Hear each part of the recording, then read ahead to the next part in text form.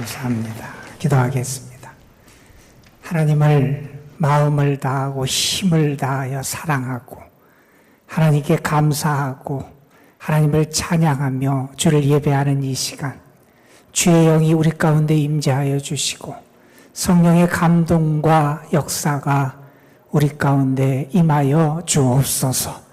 주님을 만나는 기쁨, 주님을 예배하는 행복, 주님 안에서 누리는 평안함이 우리의 심령 가득가득 부어지게 하여 주시옵시고 세상이 줄 수 없는 참 안식을 주님 품 안에서 누리게 하옵소서. 예배하며 우리의 영이 회복되기를 원합니다. 우리의 믿음이 회복되기를 원합니다. 우리의 연약한 육체가 새 힘을 얻게 되기를 소망합니다.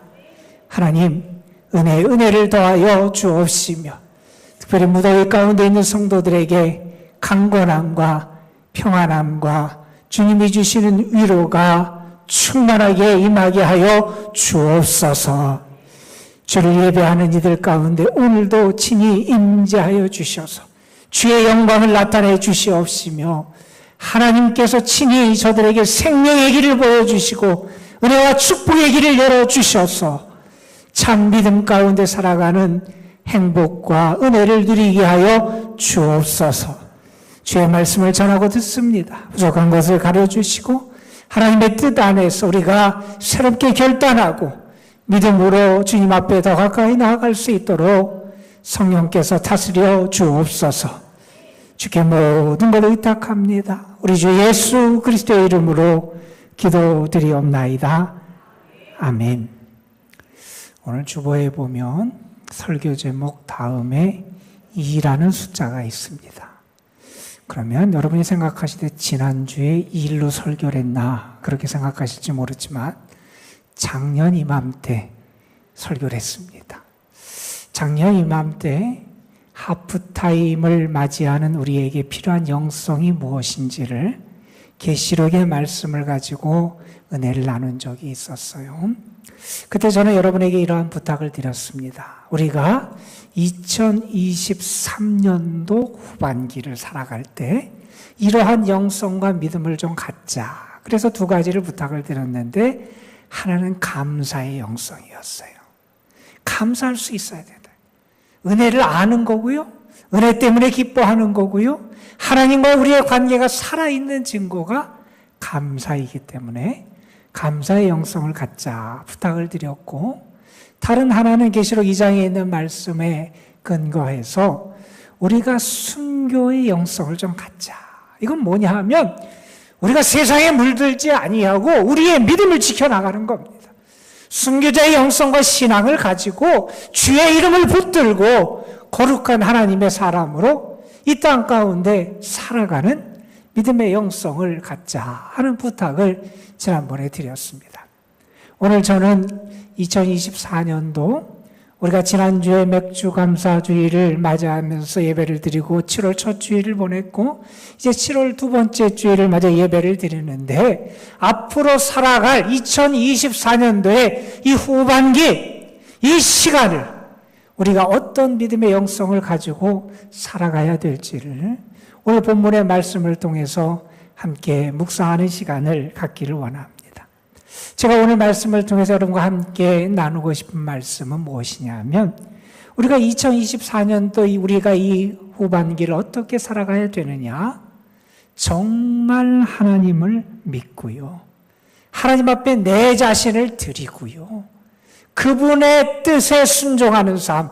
다시 말해서 이제 2024년도 후반기는 하나님의 뜻에 온전하게 순종하는 순종의 영성을 다시 회복하자 하는 것을 우리가 붙들고 오늘 말씀을 묵상하고자 합니다. 여러분, 하프타임이 뭔지는 다 아실 거예요.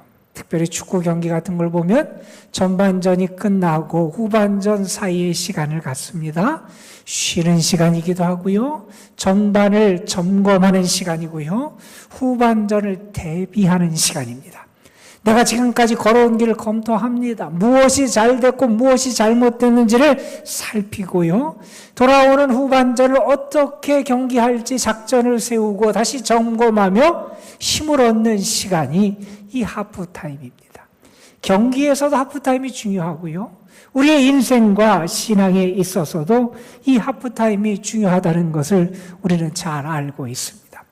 여러분은 2024년도 이 후반기, 후반전이라고 말할 수 있는 시간을 어떤 마음을 가지고 살기를 원하십니까? 여러분은 어떤 믿음을 가지고 이 후반기를 살고자 결심하셨습니까? 여러분은 어떤 영성을 가지고 이 후반기를 주와 함께 동행하기를 원하십니까? 저는 여러분이 이 후반기는 정말 하나님의 뜻을 알고 하나님께 자신을 맡기고 그분의 뜻에 순종하는 진실한 믿음의 열매가 여러분의 삶에 나타나기를 주님의 이름으로 축복합니다. 여러분. 우리 기독교 신앙의 큰 줄기 가운데 하나는 순종의 신앙이에요. 우리는 하나님의 뜻에 순종하며 살아가는 사람이잖아요. 우리가 순종을 예배 때 특별히 응답하면서 반응하는 우리의 반응이 있습니다. 우리가 아멘 하잖아요. 우리가 아멘 하는 것은 내가 동의한다는 뜻이고요. 내가 동의한다는 것은 다시 말하면 내가 그 말씀에 의지해서 그 말씀대로 순종하며 따르며 살겠습니다. 라고 하는 결단을 고백하는 게 아멘입니다. 여러분, 우리는 아멘을 해요. 우리 입술로 고백을 해요. 우리가 하나님 앞에 고백할 때 이렇게 우리가 입을 열어서 우리의 목소리로 입술에 고백을 하는 것도 정말 소중하고 아름다운 고백이에요. 그런데 여러분, 그 고백이 진짜 고백이 되려면 우리 마음 속에서부터 우러나오는 고백이 돼야 되잖아요. 진실한 마음, 사랑의 마음, 온전한 마음, 주님 앞에 드려지는 그 마음에서부터 드려지는 그러한 고백이 입술의 고백이 돼야 되고, 그 입술의 고백이 온전히 나올 때 하나님이 기뻐하시는 그러한 의의 역사가 나타나잖아요. 그런데 여러분, 우리의 마음으로부터 나오는 이 고백이 우리의 입술의 고백이 되고, 그리고 나서 거기서 멈춰서는 안 되고, 그것이 우리의 삶의 고백, 다시 말해서 행동의 고백, 오늘 말씀과 관련돼서는 순종의 고백으로 나아갈 수 있어야 그 고백이 진실한 고백이 됨을 우리는 기억할 수 있어야 한다는 겁니다. 여러분, 하나님은 순종의 사람을 통하여 역사에 오셨어요. 하나님께서 사무엘을 통해서 이스라엘 초대왕 사울을 꾸짖으시면서 가르쳐 주시는 그런 교훈이 있었어요. 사무엘상 15장에 보면 하나님은 이런 말씀을 하십니다. 순종이 제사보다 낫다. 순종이 하나님 앞에 제사를 드리는 것보다 하나님이 더 귀하게 보이신다는 거예요. 하나님의 말씀을 듣는 것이 수양의 기름보다 더 낫다는 거예요. 내가 정말 하나님께 순종하고 하나님의 말씀을 듣고 따르는 삶을 하나님이 귀하게 보시고 소중하게 인정하신다 하는 사실을 우리에게 가르쳐주고 있는 겁니다. 기독교는 순종의 종교이고요.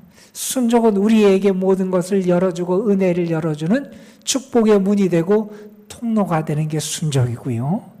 여러분, 그리스도인의 삶은 순종과 떨어질래야 떨어질 수 없는 게 우리 그리스도인의 삶이라고 말할 수 있을 겁니다. 어느 분이 재미있는 표현을 했어요. 우리 신앙인, 예수 그리스도를 믿고 따른 우리 신앙인은 어떤 사람들이냐? 우리는 순종학교에 입학한 사람이라는 거예요. 이제 믿음 생활을 하는 것은 순종을 배우는 거고요. 순종의 열매를 맺어가는 거고요. 그래서 하나님의 뜻을 나의 삶을 통하여 실현하고 성취하고 이루어가는 것, 그것이 믿음의 삶이다 하는 것을 가르쳐 줍니다. 여러분, 오늘은 우리가 아브라함의 시험과 관련된 그런 말씀을 읽었습니다. 시험에는 여러 가지가 있어요. 그런데 시험을 우리가 크게 세 가지 종류로 나눠볼 수 있을 거예요. 마귀가 우리를 넘어뜨리려고 하는 시험이 있잖아요. 하나님의 아들 예수 그리스도도 사탄은 넘어뜨리려고 그랬어요. 그래서 예수님께서 광야에서 그 음식 기도를 하신 그때 예수님을 찾아가서 세 가지 시험을 해서 하나님의 아들 대 메시아 되시는 예수님도 넘어뜨리려고 했던 게 사탄의 그러한 계획이었어요. 여러분, 마귀는 우리를 넘어뜨리려고 시험을 한다는 거예요. 우리를 무너뜨리고 구원을 받지 못하고 하나님의 은혜로부터 멀어지게 하는 사탄의 시험이 있다는 거예요. 반면에 이런 시험도 있습니다. 우리가 가지고 있는 내 내면의 욕심에서 비롯된 시험이 있다는 거예요. 그 욕심이 미끼가 돼요. 그 욕심 때문에 내가 미끼를 물어요. 그래서 내 삶이 망가지고 무너지는 그런 경우들도 있다는 겁니다. 여러분, 성경에서 우리에게 그런 말씀을 하잖아요. 욕심이 잉태한 즉 죄를 낳고 죄가 장성한 즉 사망을 낳는다. 우리에게 있는 욕심이 우리를 넘어뜨리게 하는 시험으로 우리에게 다가올 수 있다는 얘기를 합니다. 반면에 또 다른 시험이 있습니다. 그 시험은 하나님이 하시는 시험이라 그랬어요. 성경에 보면 하나님이 우리를 시험하시는 것을 그렇게 비유합니다. 독수리의 어미가 독수리 새끼들을 훈련시키는 것. 그처럼 하나님이 우리를 훈련시키셔서 우리가 온전히 성숙할 수 있도록 인도하시는 게 하나님의 시험이다 하는 것을 우리에게 말씀해 주고 있기도 합니다. 오늘 우리는 아브라함의 시험에 관한 말씀을 읽었습니다. 이 말씀을 읽으면서 아브라함이 그 시험을 통해서 무엇을 하나님께 고백하고 그의 삶에서 무엇을 그가 드러낼 수 있었는지를 우리가 집중하며 말씀을 살펴봤으면 좋겠습니다. 참 유명한 이야기지요. 아브라함이 하나님의 말씀을 듣고 이삭을 바치는 그러한 이야기입니다. 유명한 이야기고 잘 알려진 이야기일 뿐만 아니라 우리가 참 이해하기 어려운 말씀이기도 합니다. 22장의 말씀을 우리가 읽었는데 이 앞에 있는 21장에 어떤 일이 벌어지냐 하면 아브라함의 집 안에서 벌어졌던 갈등과 분열과 시기와 긴장이 그 앞장에 나옵니다. 하나님께서 아브라함과 사라에게 축복의 아들을 주시겠다고 약속했어요. 그런데 아들을 하나님이 주시지 않는 거예요. 기다리다 지쳐서 아브라함과 사라가 몸종 하가를 통해서 아들을 얻잖아요. 그 아들의 이름이 이스마엘이라고 하는 아들입니다. 그리고 얼마 지나서 이제 사라가 잉태하여 아들을 낳으니 그 아들이 이삭이라는 아들이 태어나게 되지 않습니까? 자, 그러니 그 다음에 집안에 균열이 생기기 시작합니다. 평화와 안정이 깨집니다. 사라 그리고 하갈 사이에 긴장도 있고요. 이스마엘과 이삭 사이의 갈등과 긴장이 그 집안에 있습니다. 집안이 평안하지 않는 거예요. 그러다가 견디다 못한 사라가 아브라함을 충동해서 그 하갈과 이스마엘을 광야로 쫓아내게 하는 사건이 21장에 등장합니다.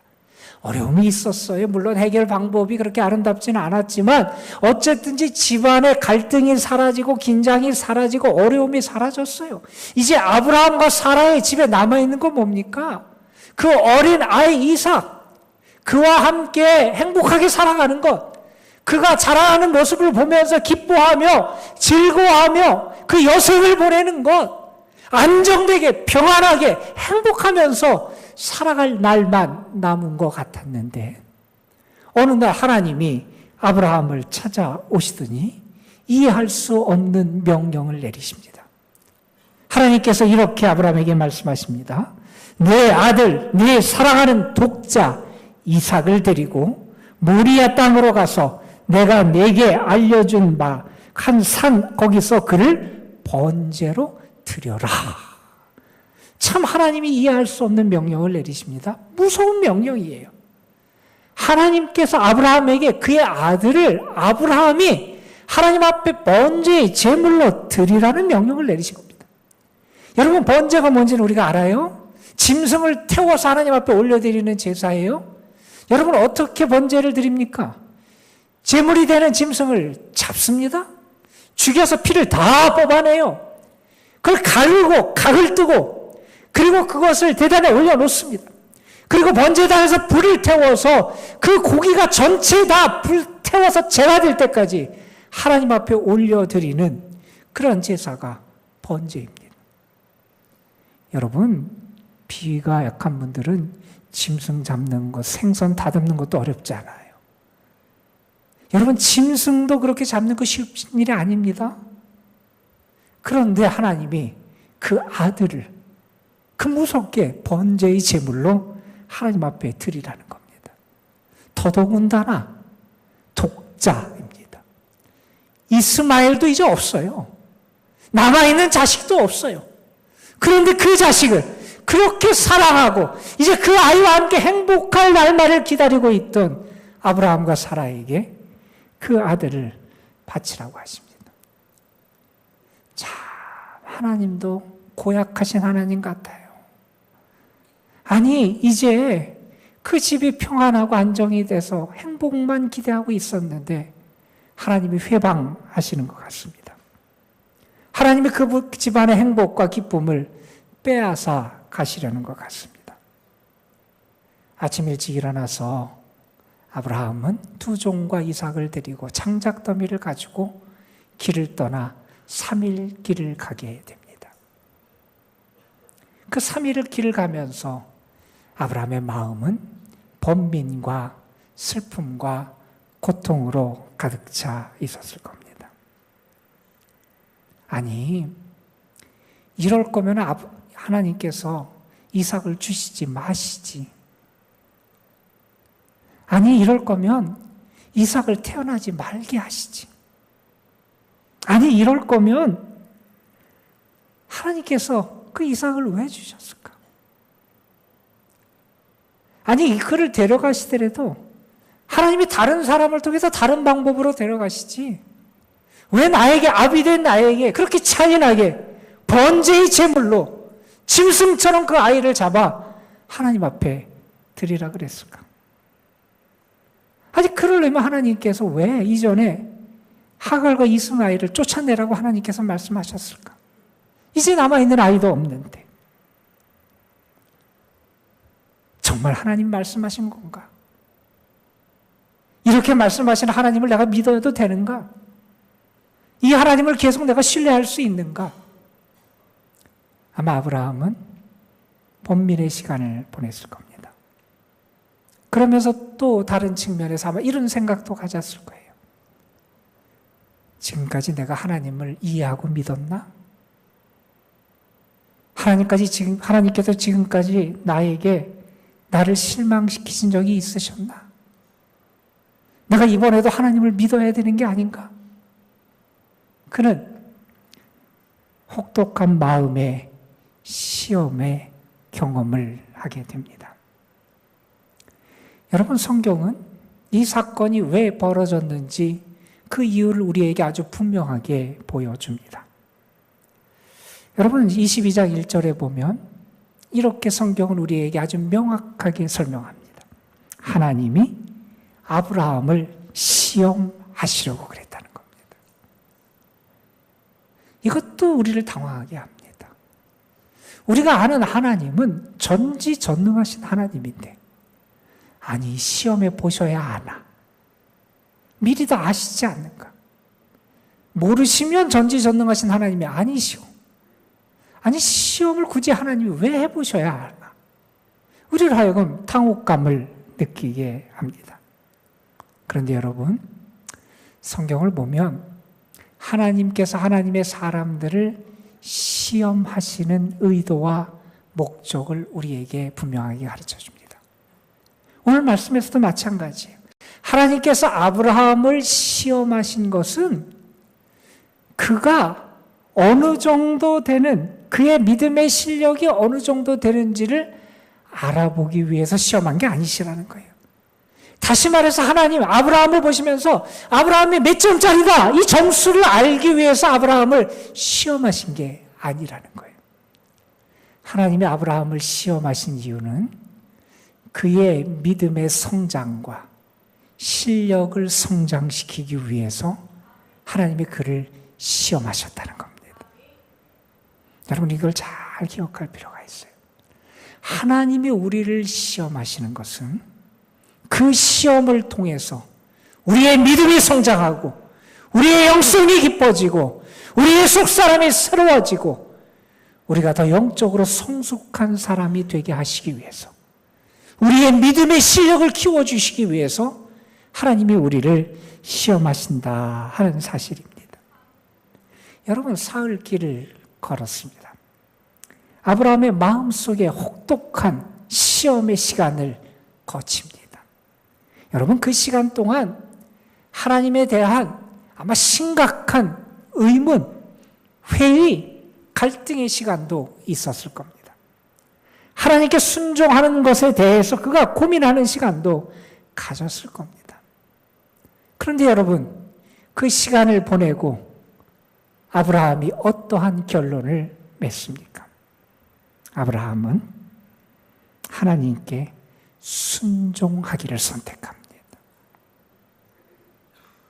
지금 마음에 큰 시험을 받습니다. 번민과 고통과 아픔의 시간을 갖습니다. 그 시간을 통해서 아브라함의 믿음이 어떤 믿음으로 나타났느냐? 하나님께 순종하는 믿음으로 나타났다는 거예요.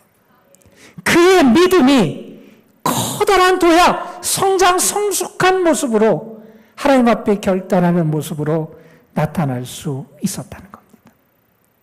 여러분, 참 기가 막힌 명령이잖아요. 이해할 수 없는 명령이잖아요.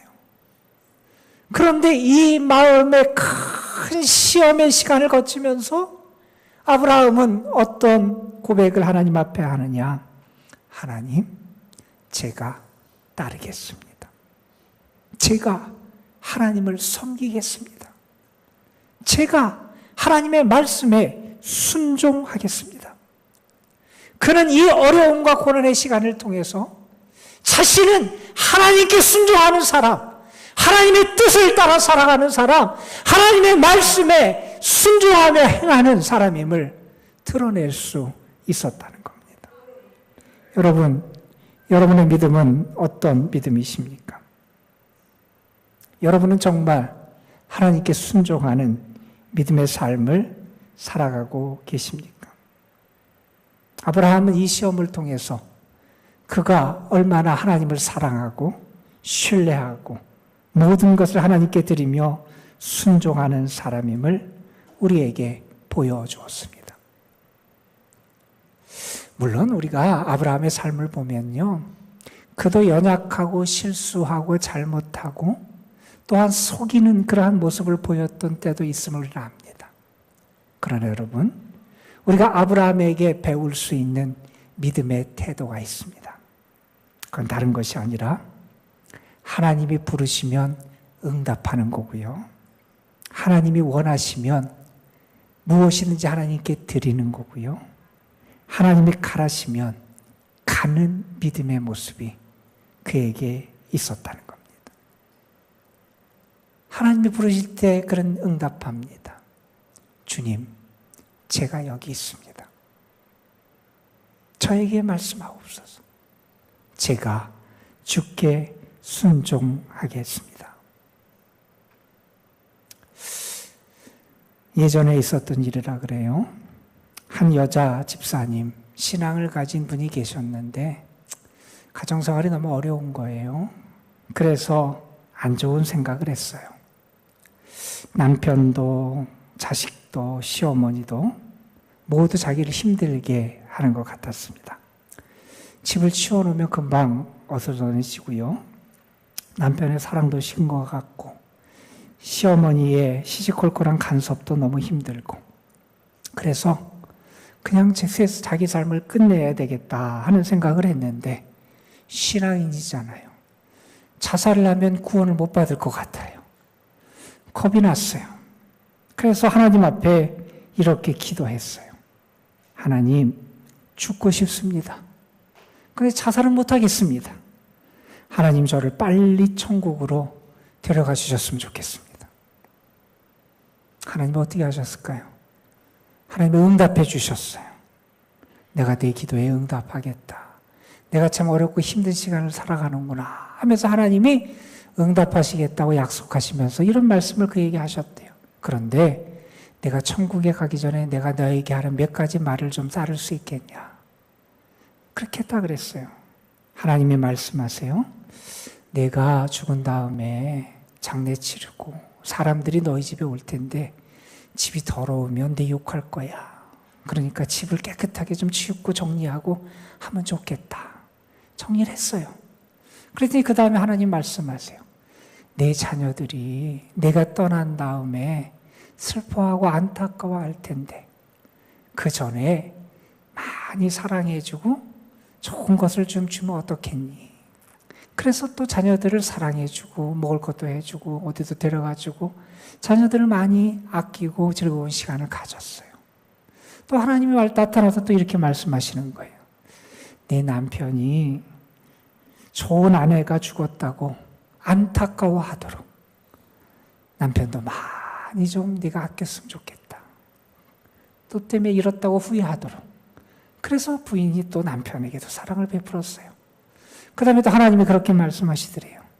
시어머니도 내가 세상 떠난 다음에 좋아서 웃는 게 아니라 슬퍼해야 되지 않겠니? 그래서 잘해줬으면 좋겠다. 그래서 잘해줬대요. 자, 하나님이 나타나셨어요. 이제 나와 같이 천국에 가자. 이 여자분이 어떻게 했을까요? 자기 집을 돌아봤어요. 깨끗해요. 자녀들을 봐요. 너무 사랑스러워요. 남편도 그래도 이전보다 많이 사랑스러워요. 시어머니도 귀하게 보여요. 하나님 앞에 얘기했답니다. 주님, 제가 조금만 더 있다 가겠습니다. 여러분, 우스갯 얘기지만 우리가 정말 하나님의 말씀에 순종하며 살아가면 우리의 삶에 아름다운 변화가 나타납니다. 은혜의 열매가 맺혀지게 돼 있어요. 여러분, 우리가 하나님 앞에 드려야 될 우리의 고백이 뭡니까? 하나님, 제가 여기 있습니다. 주님이 말씀하시면 나는 주의 말씀에 순종하며 살겠습니다. 여러분, 이것이 우리가 하나님 앞에 드려야 될 믿음의 고백이 되어야 하지 않겠습니까? 때로는 그렇죠. 하나님이 우리에게 이끄시는 방향이 우리의 마음에 들지 않을 때도 분명히 있을 겁니다. 하나님께서 우리에게 요구하시는 것 지나치게 느껴질 때도 분명히 있을 겁니다. 때로는 하나님께서 행하시는 것 우리가 이해할 수 없을 때도 분명히 있을 겁니다. 그런데 여러분, 아브라함이 이해할 수 없는 하나님의 그 명령 앞에서 마음의 고통과 아픔의 시험을 겪었으나 그가 하나님께 순종하기로 결단했듯이 우리가 하나님 앞에서 하나님, 제가 주께 순종하겠습니다. 주님 말씀하시면 제가 따르겠습니다. 이렇게 결단할 때 우리의 삶에도 여호와 이레의 축복과 은혜가 있을 줄로 믿습니다. 여러분, 여러분의 물질은 지금 어디에 있습니까? 여러분의 시간은 지금 어디에 있습니까? 여러분의 생명은 어디에 있습니까? 혹시 그것이 여러분의 손에만 닿는 여러분의 집 방 안에만 갇혀 있는 것이 여러분의 것들 아닙니까? 하나님이 우리에게 기대하시는 모습이 있습니다. 우리의 껍질을 좀 깨고요. 하나님 앞에 자신을 열고요. 하나님이 무엇을 원하시든지 하나님께 드리고 순종하는 것. 그것을 하나님은 오늘도 기대하신다는 겁니다. 여러분, 우리가 잘 아는 말씀이에요. 그걸 다시 한번 붙잡았으면 좋겠습니다. 2024년도 내가 이 하반기는 정말 하나님 앞에서 하나님께 순종하는 믿음으로 내가 살겠습니다. 그런 순종의 영성이 여러분에게 회복되는 은혜가 있기를 주님의 이름으로 축원합니다. 우리 함께 찬양 한 곡 불렀으면 좋겠습니다. 우리가 잘 아는 찬양이지요. 주님, 내가 여기 있사오니 나를 보내소서. 나의 맘 나의 몸 주께 드리오니 주 받으옵소서. 주님, 내가 여기 있사오니 나를 써주소서. 가진 것 모두 다 주께 드리니 주 받으옵소서. 우리 가사를 생각하면서 우리의 믿음을 담아서, 믿음의 결단을 담아서 함께 찬양하겠습니다. 주님, 내가 여기 있사오니 나를 보내소서. 나의 마음 나의 몸 주께 드리오니 주 받으옵소서. 주님, 내가 여기 있사오니 나를 써주소서.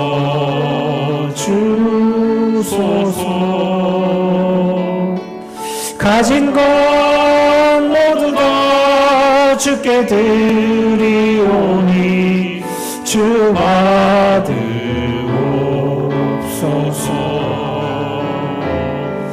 할렐루야,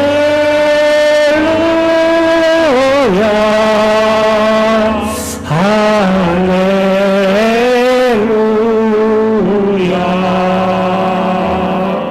할렐루야, 할렐루야.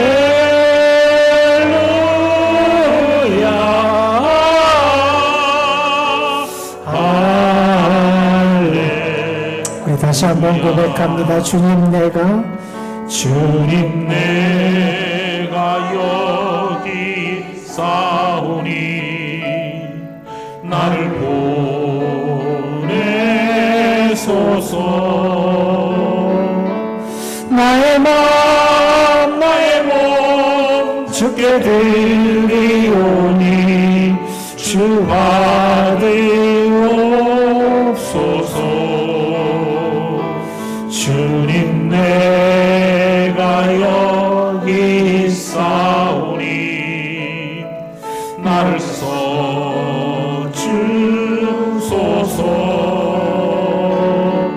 가진 것 모두 다 주께 드리오니 주 받으옵소서.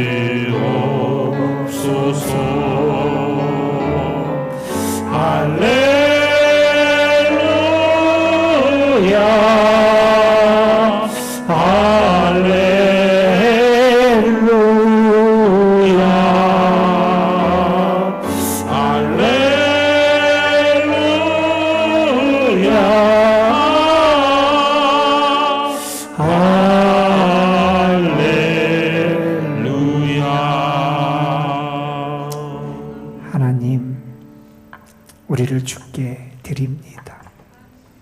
주님, 제가 여기 있사오니 말씀하여 주옵소서. 이제는 제가 듣겠나이다. 이제는 제가 순종하겠나이다. 이제는 제가 주님의 뜻을 따르겠나이다. 우리를 주의 뜻대로 사용하여 주옵소서. 우리 구주 예수 그리스도의 이름으로 기도드리옵나이다.